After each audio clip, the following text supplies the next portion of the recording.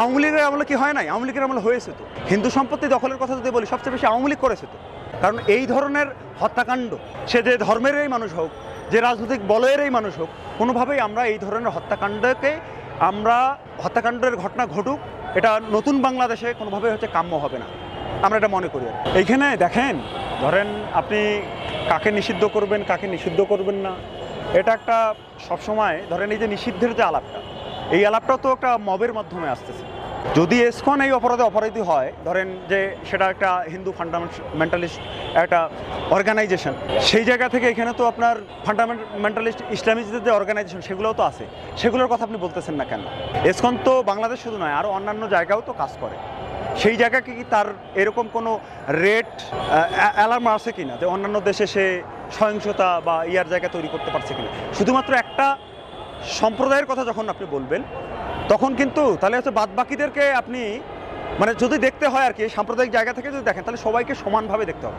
না হলে এটাও কিন্তু এক ধরনের বিভাজনের রাজনীতিটা এখানে তৈরি করবে, এবং সেটাও কিন্তু কোনো না কোনোভাবে যারা এই বিভাজনের রাজনীতিটাকে ব্যবহার করতে চায়, আপনারা এখানে যারা বলতেছে যে হিন্দু সম্প্রদায়টাকে রাজনৈতিকভাবে ব্যবহার করা হচ্ছে, তাহলে কিন্তু ওই ব্যবহারের ওই জায়গাটায় আমরা আবার পথটাকে সুগম করে দেবো।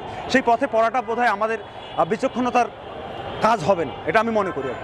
আসলে কি এই সম্প্রদায়কে রাজনৈতিক হাতিয়ার হিসেবে ব্যবহার করা হচ্ছে কিনা, এইটার কথা যদি সবাই বলে, তাহলে আমাদের একটা সমাধানে আসতে হবে।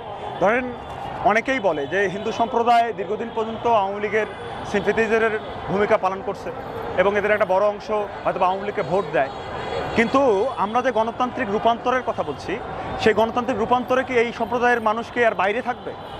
নিশ্চয়ই আর বাইরে থাকবে না। কিংবা আমরা আর বাদবাকি যারা আছি, আমরা কি চাই যে তারা আওয়ামী লীগের ওই বলয়ের মধ্যেই থাক, যেটা 16 বছর ধরে ছিল? আমরা ওই অভিযোগটা যারা দিচ্ছি তাদের ক্ষেত্রে আমার এই প্রশ্নটা, নিশ্চয়ই আমরা সেটা চাবো না। যদি না চাই, তাহলে আমাদের এখান থেকে তাদেরকে তো বের করতে হবে। এই বের করার উপায়টা কি? বের করার উপায় যদি আপনি লাগাতারভাবে আমরা যদি দোষারোপ করতেই থাকি, তাহলে সে কী হবে? সে তাহলে ওই বলয়ের ভিতরে ঢুকবে। সেটাও নিশ্চয়ই গণতান্ত্রিক বাংলাদেশ বিনির্মাণ, এবং একটা সম্প্রদায় দীর্ঘদিন পর্যন্ত একটা রাজনৈতিক ফেসিজমের হাতিয়ার হয়ে উঠলো যারা, তাদেরকে সেখান থেকে মুক্ত করারও ব্যাপার আছে। তাদেরকে মুক্ত করার ক্ষেত্রে আমরা এই রাজনীতিটা করবো কিনা, এটা না করে আমরা কি আওয়ামী লীগের হাতকে শক্তিশালী করবো, এটা একটা ব্যাপার। ঠিক একই রকমভাবে এইখানে যারা হিন্দু সম্প্রদায়ের মানুষ আছে, তাদের প্রতিও আহ্বানের জায়গাটা থাকবে আমাদেরকে আরও ঔদার্যের জায়গা থেকে এই জিনিসগুলোকে বিবেচনা করা। কারণ হিন্দু সম্প্রদায়ের মানুষ এইখানে সবসময় তার আইডেন্টিটির কারণে নানাবিধভাবে নিপীড়নের শিকার হয়েছে। আওয়ামী লীগের আমলে কি হয় নাই? আওয়ামী লীগের আমলে হয়েছে তো। হিন্দু সম্পত্তি দখলের কথা যদি বলি, সবচেয়ে বেশি আওয়ামী লীগ করেছে তো। তার মানে তার এমন একটা অবস্থা এই বাংলাদেশে, আর কি এই বাংলাদেশে শুধু না, সারা বিশ্বে যদি দেখেন, সবসময় মাইনরিটির মানুষ সবসময় ভোগান্তির শিকার হচ্ছে। ভারতে যদি দেখেন, সেখানে মুসলমানরা মাইনরিটি, সেখানে ভোগান্তির শিকার হয়। এই দেশে হিন্দুরা হয়। ঠিক একই রকমভাবে আপনি ইরানে যদি যান, সেখানে শিয়া সুন্নির দ্বন্দ্ব আছে। যেখানে শিয়ারা বেশি থাকে সেখানে সুন্নিদের ইয়া করে, যেখানে সুন্নিরা বেশি থাকে সেখানে শিয়া ইয়া। তার মানে কি? এটা হচ্ছে মাইনরিটিতে সবসময় প্রবলেম। তাহলে এই ক্ষেত্রে আমাদের কি করতে হবে?